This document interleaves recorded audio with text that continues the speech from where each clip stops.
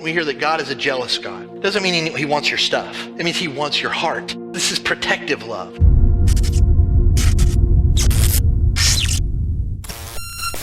Welcome to Pastor Brad Rocks, man. I am Pastor Brad. I love to rock for Jesus. This channel is all about my classic style hard rock and metal music that glorifies and honors God, and Christian videos just like this one that will rock you up in your faith. If you're new here and that sounds like something that would be a blessing to you, man, consider subscribing. Love always protects, it always trusts, and it always hopes. These are words that, when you get down into it, have some shades of meaning that are pretty cool. The protects aspect of this has to do with relational protection. I want this relationship. We hear that God is a jealous God. Doesn't mean he wants your stuff. It means he wants your heart. This is protective love. He wants to protect that relationship. Now, there's an old saying that I grew up with that goes like this: keep your eyes wide open before marriage and half shut afterwards.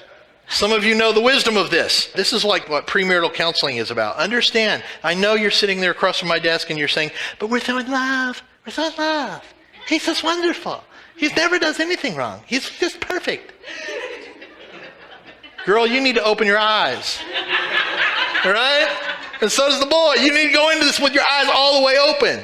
All right, now that's the deal, because when you say those vows and you mean it, and you're stepping into a covenant before God and before man, to love and cherish and submit to one another as Christ loves the church and all those things. And then once you step into that, you just kind of need to cover one of them and just kind of, what the whole point of this is, love is gracious.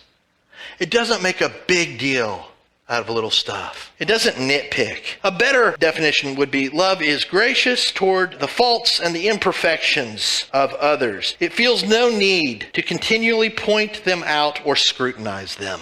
Remember? Why don't you? You never? No.